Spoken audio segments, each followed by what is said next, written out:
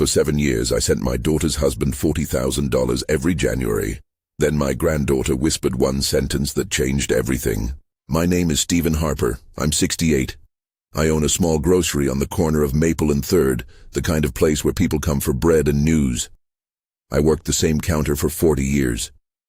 I know the shape of my town by the way the morning light slants across the produce. I know faces. I know what a hurried handshake looks like and what a man looks like when he's holding a secret. My daughter Willa was the kind of woman who could make a cashier laugh without meaning to. She had a sly grin and a way of tying her hair that made you think she was late for something important, even when she wasn't. She married Brad Wallace in his late 20s. Brad was a big man, easy laugh, easy smile. He could fix a leaky roof and make a stove love its work. They had Ivy, and for a while the house on Elm was full of ordinary noise. Toys on the floor, the faucet dripping, music from an old radio. Then, one winter morning, everything stopped. Willa was gone.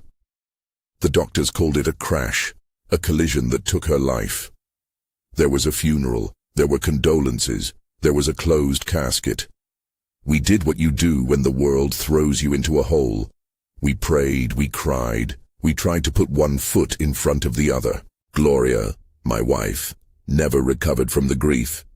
She died 18 months after Willa. Watching my wife fade broke something in me that no coffee or argument could fix. She left behind a house full of uneaten meals and a mantel where her hands had set a small brass urn.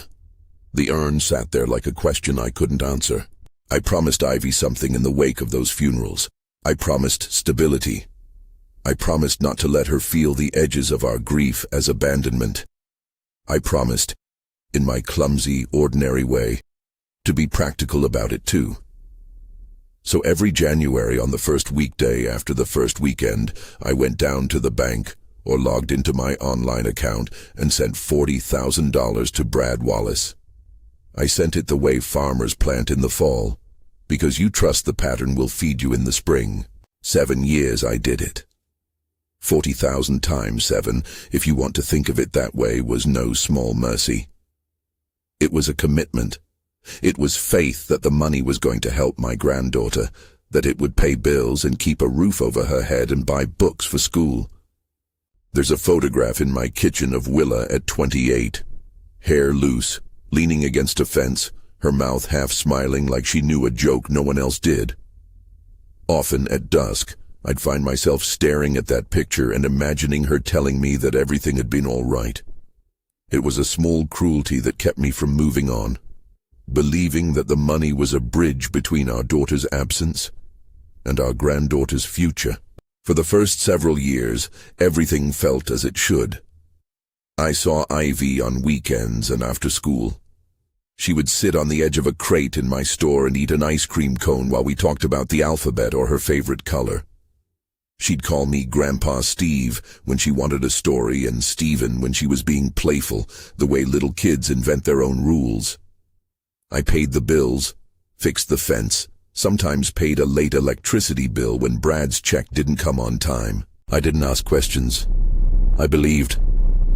Then, one afternoon in late spring, Ivy and I sat on the green bench by the duck pond, feeding stale bread to birds who had long since learned that bread tasted better with pond water. She was 7 by then, small enough to fit half my hand in hers. She was eating a melt-in-your-mouth cookie I had bought from a bakery in town. The air smelled of cut grass and lemon from someone's window. "Grandpa," she said without looking up. Her voice had that blunt, honest rhythm that children possess before adult caution teaches them to swallow things. "Please stop sending him money." I laughed. It came from a place of habit, an involuntary reflex, because any time Ivy said something unexpected, it turned out to be a riddle with a joke at the end. I blinked at her. "Stop sending who money?" "Watch Daddy," she said. She tapped her small forefinger against her temple, like she was pointing out a secret in a picture only she could see. "Please watch Daddy. He gets mad when I ask. He gets mad when I talk about Mama. He doesn't like when I want ice cream sometimes." She scraped the last of the cookie into her palm, as if she were cataloging the evidence. But Ivy's whisper wouldn't leave me alone.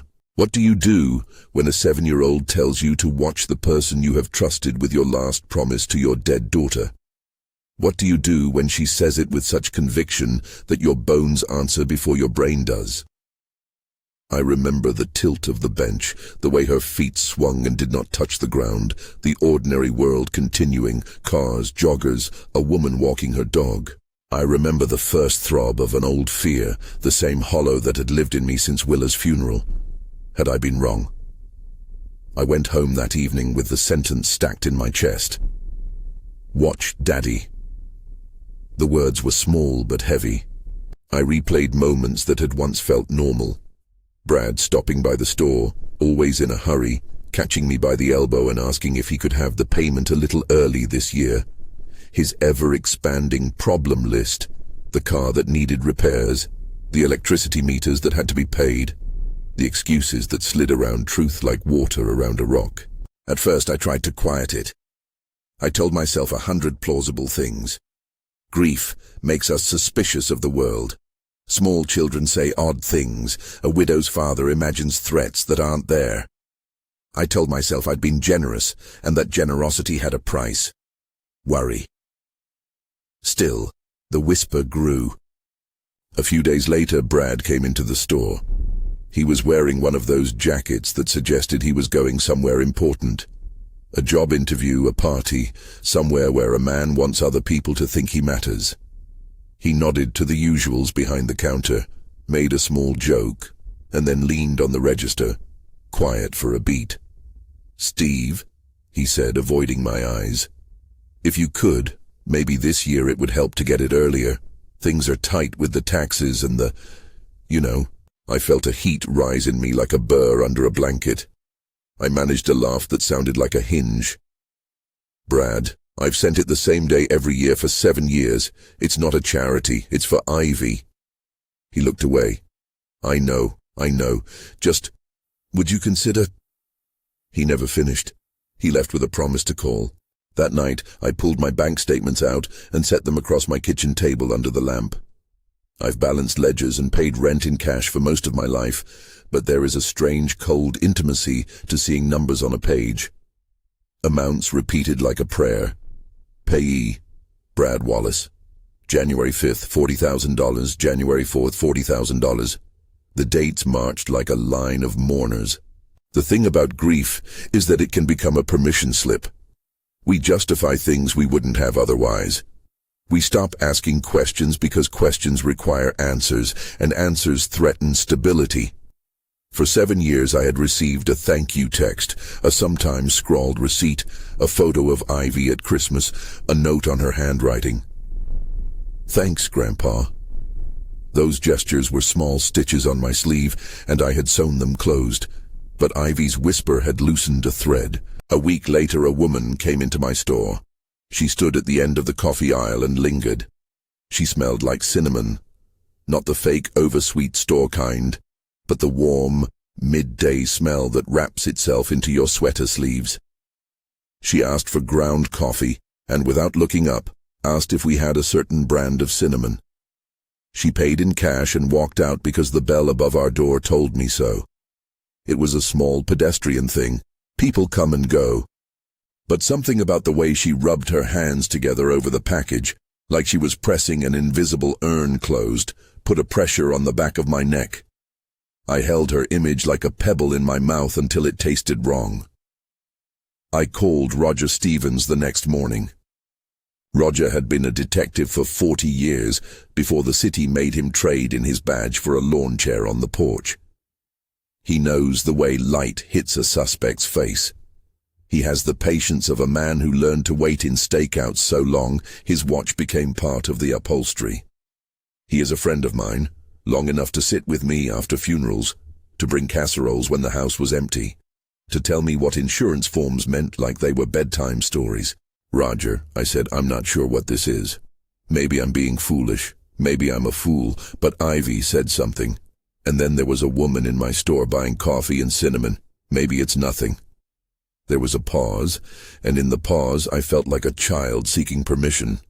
"Show me what you've got," he said finally. "Bring the statements." We met in the back of my grocery where the light was better.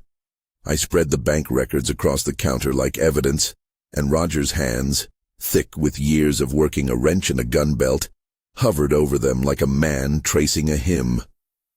"You sent this?" he asked. "Every year," I said.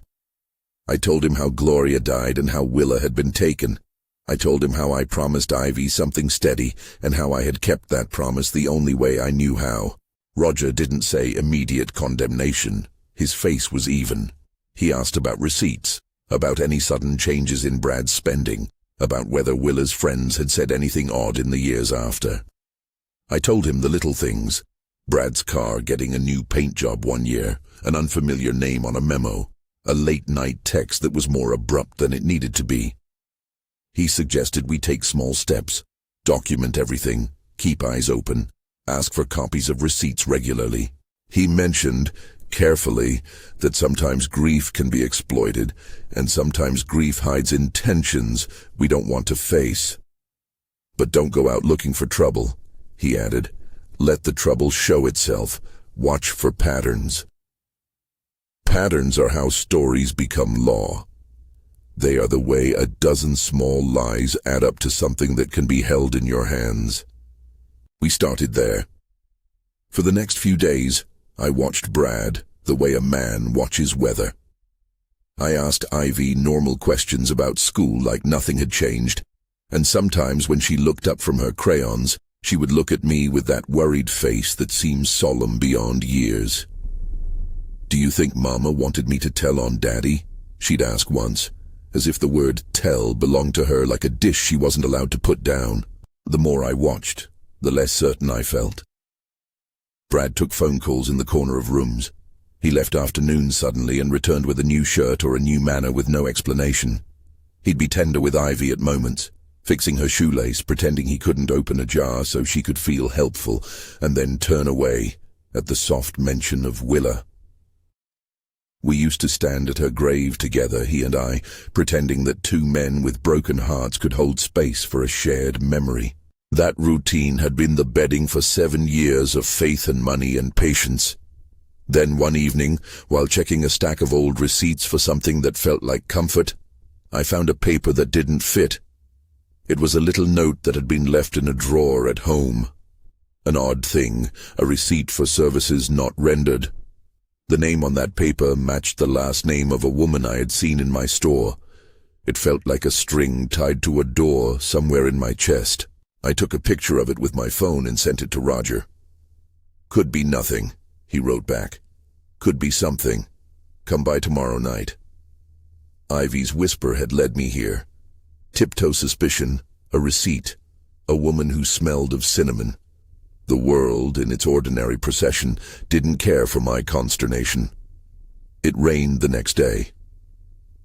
I remember looking at the photograph of Willa as water smeared the window beside it, and thinking about how long we convince ourselves of things. How long had I convinced myself that absence equaled truth? Roger and I started to put things together the way a slow machine does, piece by piece. We pulled bank statements into piles, lined them up like bricks. There were payments from other accounts, small deposits that found their way into Brad's. There were names that didn't belong to relatives. There were photographs of Ivy that looked oddly staged, pictures that were sent to me from angles I had never seen before, with Willa described in captions that read like scripts. Each little detail didn't mean guilt by itself, but they were like the way leaking pipes suggest a bigger problem in the wall. There is a peculiar clarity that settles over you when you begin to suspect you've been deceived. It's not righteous anger at first. It's a cold and efficient disappointment, the sort that makes you catalogue everything you've given and everything you've been told. Where had my generosity gone? Had it kept a roof over a child's head? Or had it been funneled into the comfort of people who built their lives on the idea that grief would make me blind?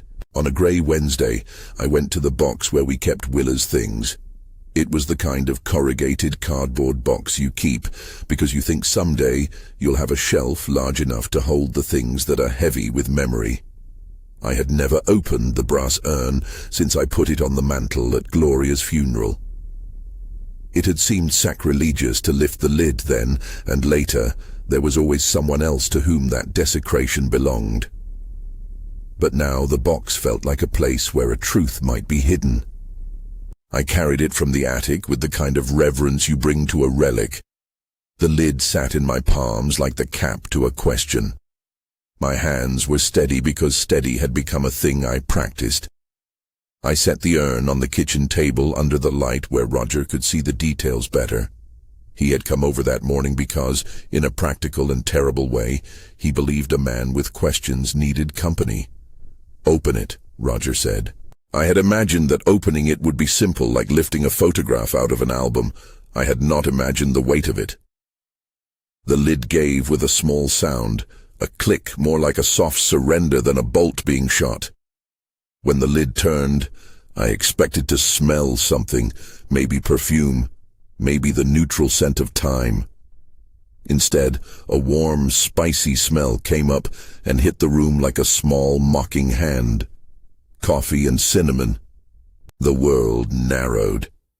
I remember the sensation as if a hand had closed on my throat, the tightness of a throat when you are trying to swallow something that tastes of betrayal.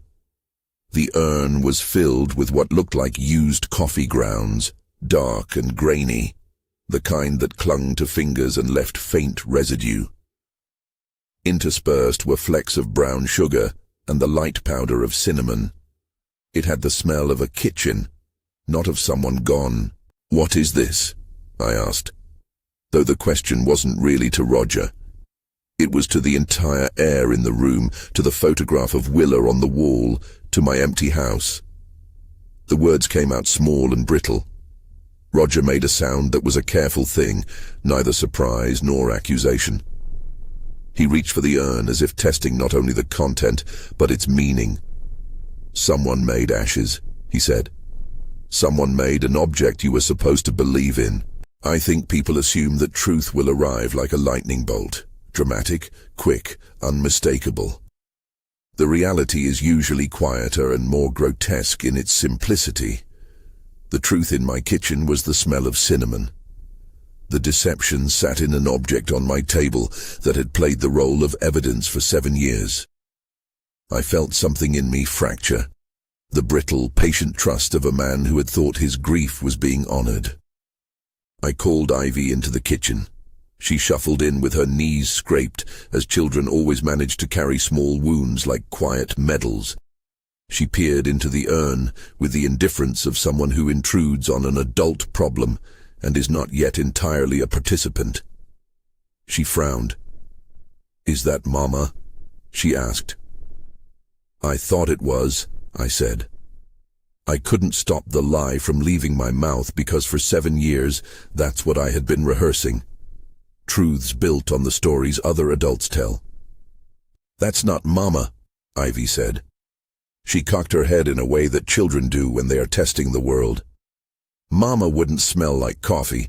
Mama liked soap and the blue lotion. She didn't like cinnamon." Then she put a tiny hand on the rim of the urn, not touching the content so much as touching the idea. "Why they put coffee in there, Grandpa? I don't have a good answer for that."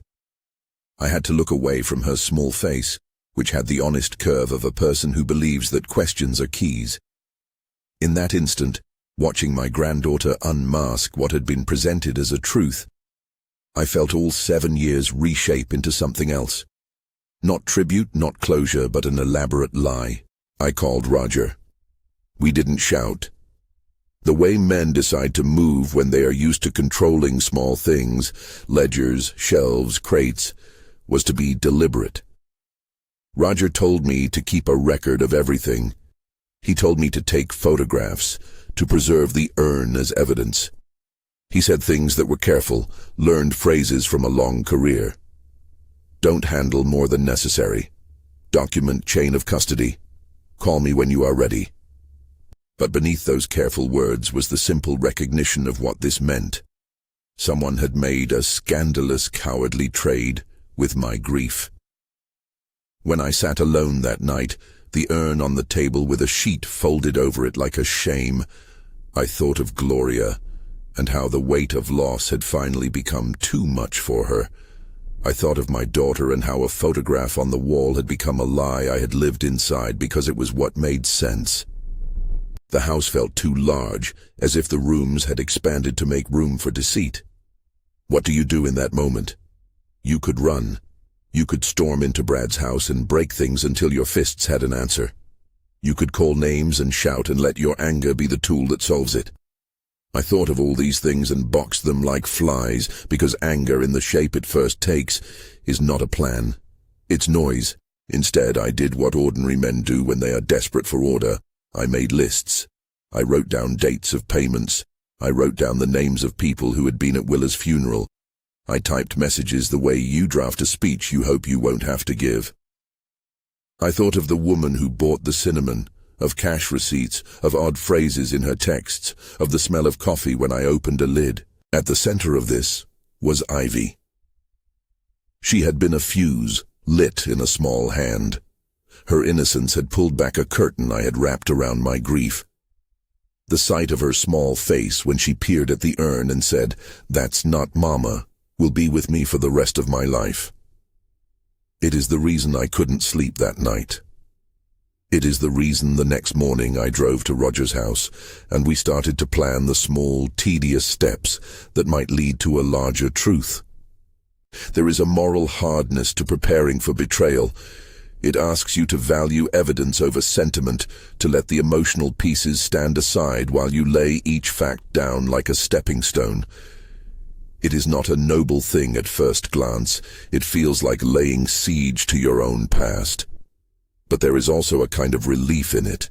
If the urn is not ashes, then there is a possibility Willa might be somewhere else. Not dead, not forever gone, but wronged. The possibility of rescue is ferocious in its pull. The idea that we could be mistaken for 7 years terrified me, but the idea that I might find Willa alive filled me with a ferocious, quiet hope. That hope is dangerous and thin. It is not the naive hope that prays for miracles without action. It is the sort of hope that makes men like me sit at a kitchen table late into the night with bank statements spread like bones, asking the same question over and over until it begins to wear an answer into the grain. We had to be careful. We had to move like men who understood that people who plan lies often plan an escape route as well. We could not stamp our feet and shout until the evidence ran into the open. We had to be patient, deliberate, methodical. Roger reminded me of all of that, but when he left my house that night he did so with the kind of look that tells you a man has decided to set aside gossip and do the work of finding truth. The small comforts I had are the same humble things that keep people alive in grief. The hum of the refrigerator, the worn handle of the coffee mug with a chip on the rim, Ivy's drawings pinned on the bulletin board. I clung to them because rebuilding is not a single dramatic event. It's a sequence of tiny restorations, getting up each morning, going to the store and greeting the same people, letting the bell above the door announce life. But the bell sounded different now. It was stitched with suspicion. When I went to bed that night, I thought of Willa's photograph and of the urn and of the little hand of my granddaughter and that simple sentence, "Please stop sending him money. Watch Daddy." I thought of the 7-year-old voice that had the authority of truth in it and how a child's intuition had pierced through layers that had seemed too heavy to move. I did not know then how deep the deception would run. I did not know if the woman who bought cinnamon was a singular small player or a name that opened into a list. I did not know if the face I'd trusted for decades would appear on surveillance footage, or if the chain would lead somewhere I could finally stop pacing and simply hold Ivy without wondering what lie had been wrapped around her life. What I did know was this. The pattern had cracked. The payment that had once been a promise had become a question. The urn on my mantel was no longer an end. It was a clue. And a child's whisper had turned 7 years of trust into a problem that demanded a response. The next morning, I began to make calls. I started with people who owe loyalty to the truth because their lives were built on it. Old friends, Retired men like Roger, who knew how to listen. We started to gather the small pieces, receipts, strange names, photographs taken at odd angles. We found a few more oddities, text messages that cut off mid-sentence, a number that didn't belong to any relative, a series of bank transfers that appeared to move funds into accounts with unfamiliar names. Every time I found something, I felt my stomach sink and my resolve harden. Each little fact was a lantern in the dark. Each one made the possibility of finding Willa alive feel more plausible, and each one made the idea that she'd been used in a lie unbearably cruel. Ivy continued to eat ice cream on the crate. She colored and asked about snakes and spilled her milk and complained about broccoli. She was, in her small ways, the same child. To her, the world was not yet segmented into the categories adults prefer. She is a miracle of continuity in the middle of my unraveling. Watching her, I learned that courage often looks like normalcy. Making lunch, sweeping the floor, tucking in a child at night and not letting the dark be a place for conspiracies. At the end of that week, clutching more receipts and a photo that smelled faintly of someone else's perfume, I sat with Roger at my kitchen table again. We spread everything out and began to look at the pattern the way a man reads wood grain for knots. There are moments when the evidence is obvious, like a nail sticking out of a plank. There are other moments when it requires a kind of attention that only comes from having been wrong before. What if we'd been wrong for 7 years? I asked Roger, the question a twig that sparked a small flame. He didn't answer immediately. He met my eyes and said, "Then we fix it. We find the truth. We make sure the people responsible can't take advantage of another person's grief." It was a practical, decent thing to say. It was also not small. It meant moving beyond sorrow into action. It meant reconfiguring my grief into something that held space for justice. It meant acknowledging that trust, once betrayed, could not simply be reclaimed by words. We planned to do it carefully. We were not police anymore. We were two ordinary men who had realized that the story they'd been handed was, perhaps, a lie. We agreed to document everything, to keep notes, to preserve the urn, to watch Brad in the ways people who know his habits do so without making a spectacle. We agreed to be patient. Mostly we agreed we couldn't do this alone. And yet, even as we plotted and planned in the sober light of my kitchen, a small fierce voice in me said something like a prayer.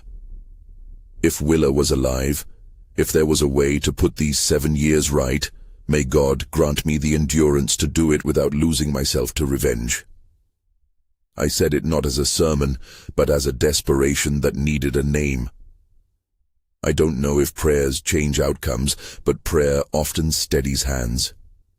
We started by going through the old messages on my phone, the receipts, the photos sent across the years. Little things surfaced. A picture of Ivy on a playground captioned "My Girl," taken from an angle that showed a background wall with a name that did not match our neighborhood. An email with a forwarded invoice for storage unit services. An odd post on a social site where Willa's name had been used in a way that felt staged. Each discovery tightened the knot in my stomach. Each one made the ledger on my table look less like an account of benevolence and more like a map with paths I didn't want to travel. Roger suggested we talk to people who had seen Brad and Willa in the years after the accident, friends, neighbors, anyone who might sketch a timeline. He suggested we not confront, not yet. He reminded me that the truth sometimes arrives with patience, not fury. When you imagine finding out you've been deceived, perhaps the expectation is dramatic. A man dragged in chains, a confession at the foot of an urn, tears and courtroom resolutions. The real work, as I would come to learn, is slow and mundane, making phone calls, waiting for returned messages, quietly asking questions at the post office. There is a dignity in the small things that belong to investigation. They are not glamorous. They are necessary. By the time the 3rd week after Ivy's whisper came, I had an ordinary list of irregularities. I had a photograph I couldn't place and a receipt with a name I didn't know. I had the urn. I had a granddaughter who'd spoken truth in a child's language. And I had a friend who had been a detective for longer than I had been alive. I do not think any of us at that point imagined how tightly the threads of that lie were woven, or how many hands had a grip on the ends. We only knew that the pattern had been broken, and that whatever came next would require more than anger. It would require courage that is quieter, the courage to seek truth, the courage to hold a child and tell her that sometimes adults get things wrong, and the courage to turn a 7-year practice of payments into a question that had to be asked out loud. When night came, and I looked at Willa's photograph, I said out loud, as if testing the prayer, "If you are out there, find a way to send us a sign." It was less a plea than an admission that I could no longer sit and assume. I could no longer be a man who equated absence with truth. And in the thin hours before dawn, with the urn under a sheet on the kitchen table and the light from the street lamps painting the floorboards in strokes of gold and grey, I felt the first real instinct of what we would do next. We would follow the paper trail. We would watch for the woman who smelled of cinnamon. We would ask questions that had been left unasked for 7 years. We were getting ready to pull at a thread that, once pulled, would not let us go back to what we'd been. If this is resonating with you, leave one word in the comments where you're watching from and stay with me. There are pieces of this that get harder before they get better. Roger and I began by following the dull, necessary work of accumulation. We drove to banks whose names were on the statements and asked routine questions. We called a number that had shown up on a receipt and listened to it ring out, unanswered. We started to mark days. Who had been where, when Brad suddenly had cash, when odd deliveries had arrived at the house on Elm. We didn't make a scene. We kept the work quiet because people who conspire often listen for noise. Detective Kevin Walsh entered our life at a small table in the back of my grocery. Roger had called him, not as a confrontation, but as an invitation. Kevin was younger than Roger, a working detective who still smelled of damp evidence rooms and coffee. He looked at the bank records, at the urn under the sheet, at Ivy asleep in a chair with a crayon tucked behind one ear, and his face folded into the kind of concentration that meant the state was going to take a careful interest. "I'll look into the financials," he said. "I'll do it through proper channels. You did the right thing bringing this to our attention." There are two kinds of relief in a case like this. The dull relief of knowing someone with authority is involved, and the sharp private relief of knowing you are not the only one who believes a child deserves the truth. Kevin asked Roger and me to keep what we knew close.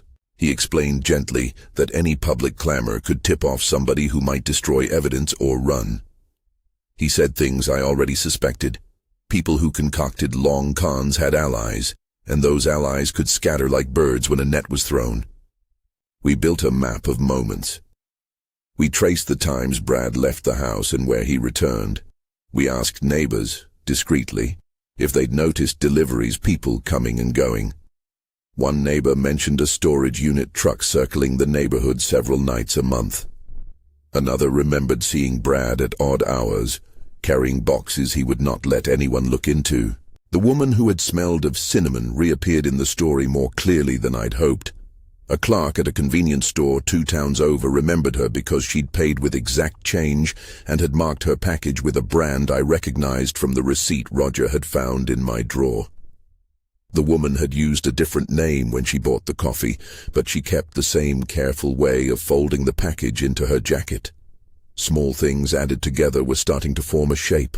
Kevin began to pull on threads that would not have been obvious to 2 men with a kitchen table and a suspicion. He subpoenaed records, followed digital footprints, and, most importantly, kept us informed enough to know progress, but not so informed that we made the job harder. He told us the legal language in the way he talked. Probable cause, warrants, search and seizure. It wasn't romantic, it was process. But it was the tool that would turn our findings into accountability. One night, Roger showed me a photograph he'd received from an ally at the storage company. It was grainy, taken from an angle that meant someone had been careful not to be noticed, but it was enough. In the dark of his living room, the photo looked like a map. There, in a doorway lit by a single bare bulb, was a woman whose profile matched the woman from my store. She stood close to someone who looked like Brad. Behind them, in the dim, a line of plastic crates suggested storage. On one crate, someone had affixed a small sticker with a number. On another, there were smudges that looked like someone had handled the lid with gloves. "This is where they keep things," Roger said, with a softness I recognized from the way he spoke when he had to tell someone bad news. "We may be on the edge of something, Steve." We were careful after that. We installed a camera on the back porch of the grocery on Roger's suggestion and placed it where it would not be obvious, a small investment that paid back in late-night footage of neighbors and cars. We set up a pattern of watching that felt like prayer, patience measured in hours and in the slow accumulation of evidence.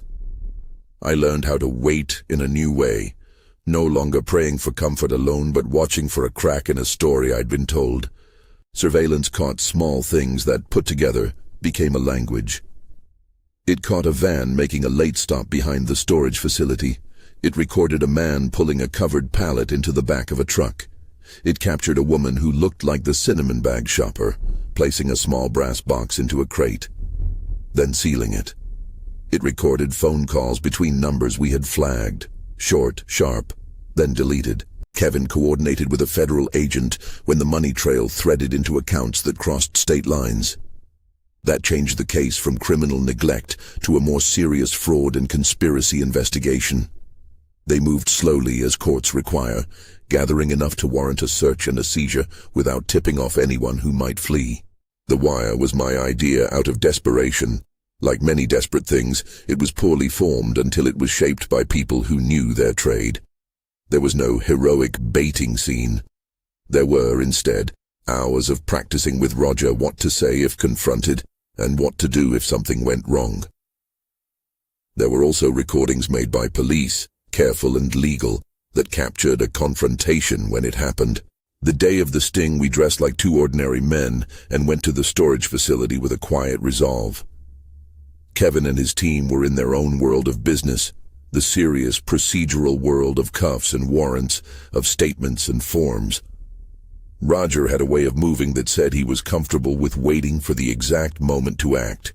I was a different sort of animal, tougher on the inside, I think, from 40 years of morning stock and late-night bookkeeping, but I felt my throat run thin with the kind of fear that sits behind your voice. We watched the van pull in. It was smaller than we imagined, and the daylight made everything less dramatic than the images on television. But when the woman who sold cinnamon at my store stepped out and took a brass box from Brad and placed it under a tarp, something in my chest turned cold and then resolute. That brass box was the symbol of 7 years of false mourning. It had been presented to us as a vessel of closure. Instead, it had been used as a tool of theft. Roger gave the signal. Kevin's men moved. There was a moment of noise, men shouting legalities, a lamplight of action, and then there were hands in cuffs. I listened, but did not let myself be carried. I stood there like a man who had been braced to lift a weight and now had to decide what to do with the weight once lifted. They brought Willa out. I will carry that memory with me. She was thinner than the photographs on my wall suggested, as if a life of being kept had left its mark in small things. Pale skin that had known little sun, hands that were careful and small. Her hair was longer and tied in a pragmatic knot. She blinked as she stepped into the daylight, looking for landmarks in a world she might have believed she'd left. When she saw me, something like recognition unfolded slowly across her face. A question, a memory, a small human flicker of a person learning which world she belonged to. The reunion, because that's the word people like, wasn't mourning in a movie. It was not a single embrace that resolved everything. It was raw and awkward and gentle. Ivy, who had been kept at a neighbor's house on my request because the police wanted to avoid frightening her, met her mother with the simplicity of a child who had been waiting for a shape she recognized. Willa knelt down, and Ivy ran into her arms as if they had never truly been apart. My eyes blurred, and I felt an odd mixture of rage and relief so close together I could not tell them apart. The recorded evidence from the sting was what made charges stick. In a room where officers had placed a hidden recorder, Brad had spoken as men do when they think their plans are private. He spoke of money and escape routes, of names to call, of how they had replaced what they called the remains with a substitute. Natalie, whose involvement had been hinted at in the receipts and the staged photographs, had been there too. Her voice, caught on a red thread of audio, sounded staccato and tired, part of the machinery of the deception. There were other pieces that came forward in the investigation. A morgue employee named Gary, shifts traded and phone calls, a promise of falsified records, surfaced in the paper trail. When Kevin confronted the hospital with the evidence, administrators found discrepancies in the chain of custody of certain remains that were hard to reconcile. Gary eventually cooperated to an extent. The serious legal jeopardy and the weight of the evidence made people reconsider allegiances. Arrests were made. There were photographs of people being led into police cars. There were mugshots and the dull hum of processing centers. There were charges: conspiracy, fraud, obstruction, language that felt technical but had the practical consequence of making it less likely they would simply vanish with our money and our memories. Willa's first days after rescue were careful and slow. The hospital gave her a medical check and spoke of signs of long confinement, fatigue, misaligned sleep, the need for steady calories, but nothing that made me think the worst of her had been visited upon her body. A therapist assigned to her spoke in soft tones about trauma and trust, and naming the things that had happened without letting them swallow her. I sat in the waiting room as if I were a man who had been given a new and fragile thing to protect.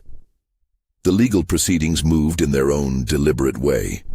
Federal prosecutors took the lead when the money trail crossed state borders.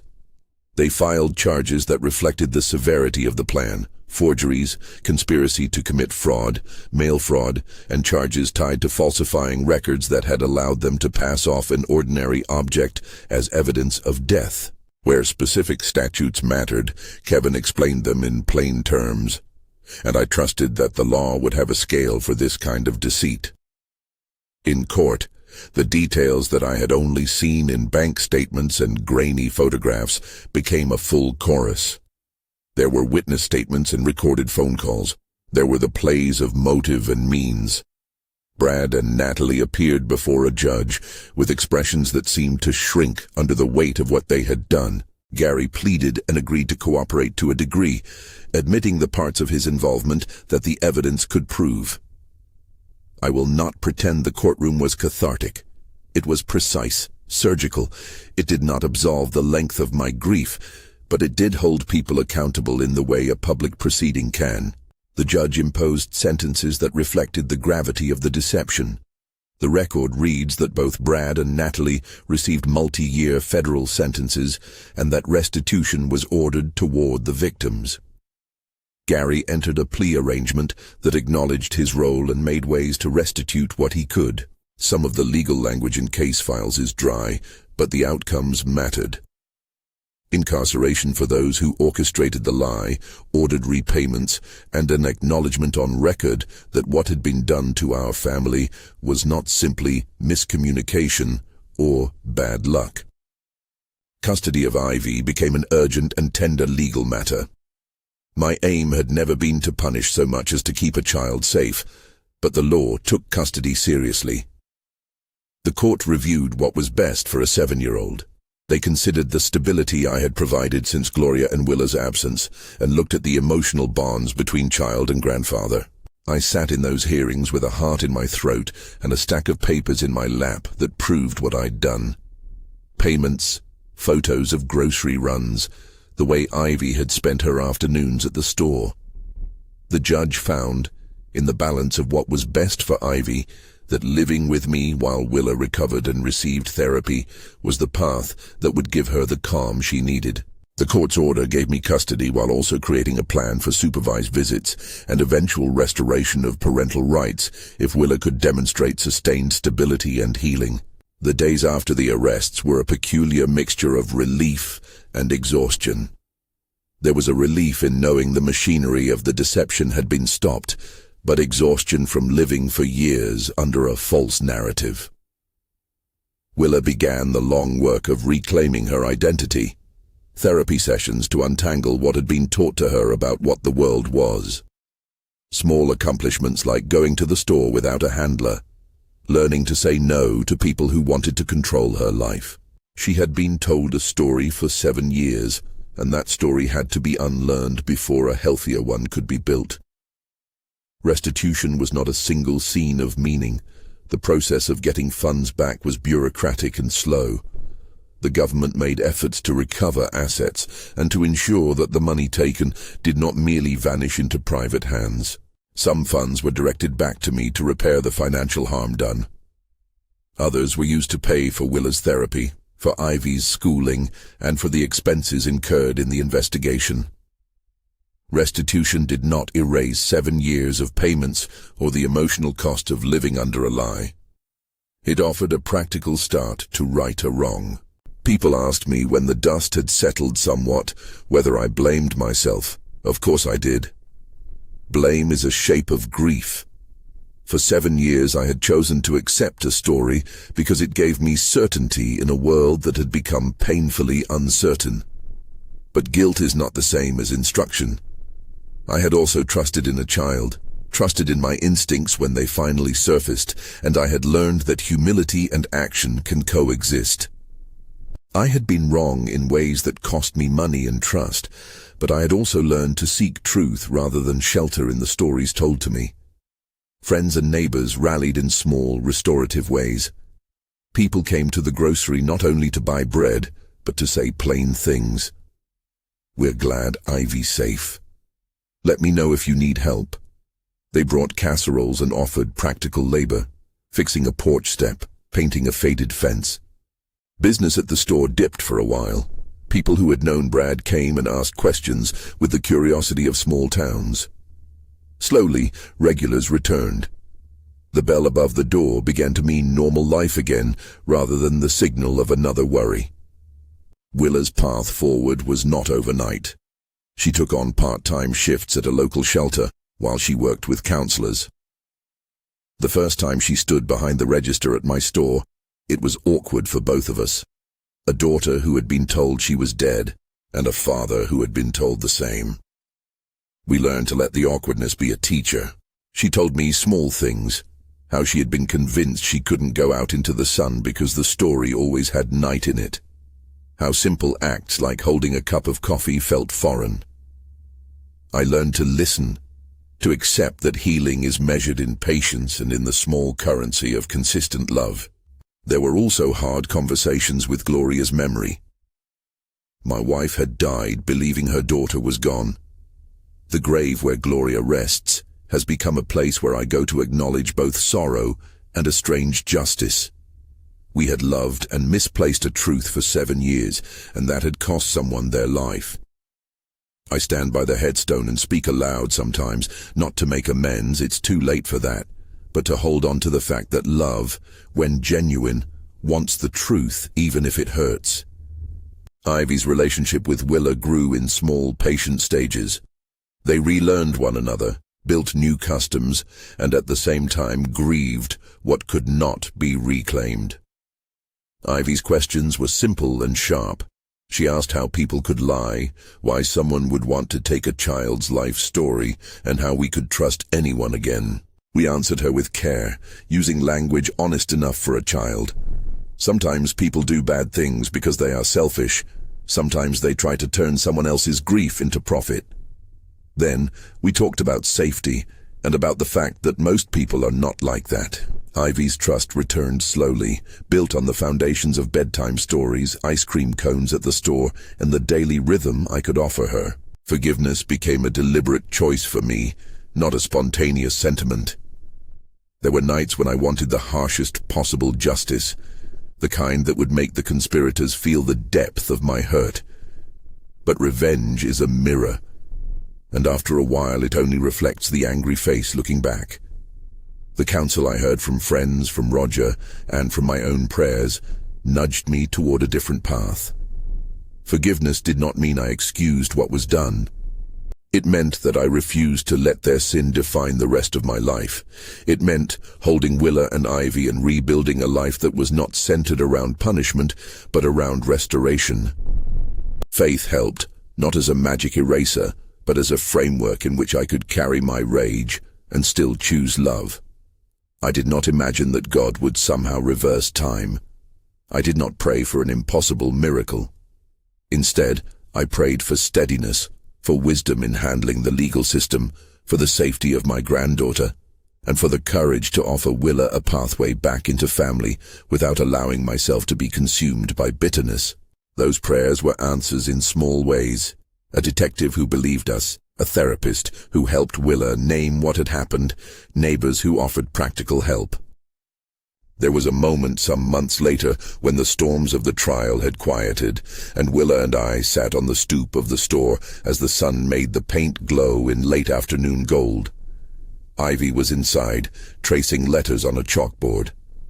Willa took her hand and looked at me. There was gratitude in her eyes, and a humility I had not expected to find. "You came for me," she said simply.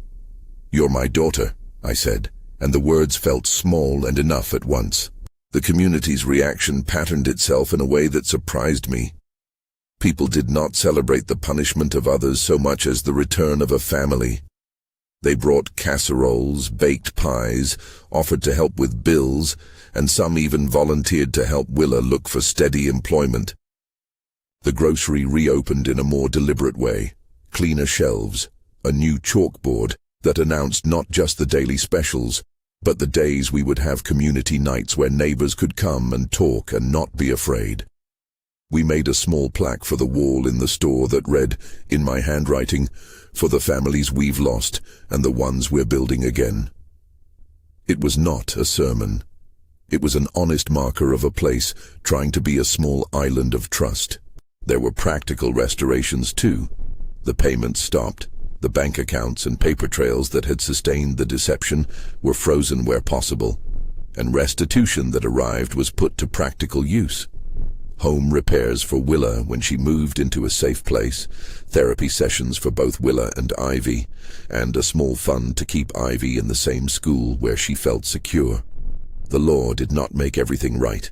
It did not, and it could not, give back the time or the grief. But it did make clear that such behavior had consequences. In church, the Sunday after the sentencing, people who had known us brought casseroles and quiet condolences. The pastor talked about truth and restoration without sanctimony.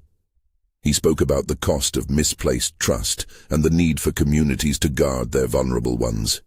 That sermon felt like a necessary air. It was not an answer, but it was a reminder that the world requires both justice and mercy. Over time, my rage softened. Not because I forgave lightly, but because the hard labor of justice and the slow work of rebuilding took most of the energy that rage had wanted for itself.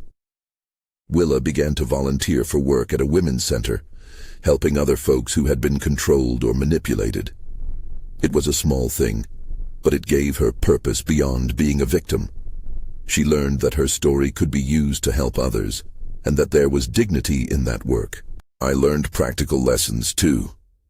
I learned to ask questions I had been afraid to ask before.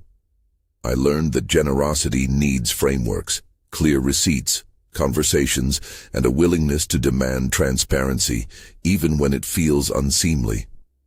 I learned that children sometimes see what adults miss, and that we should listen when a little voice speaks with clarity.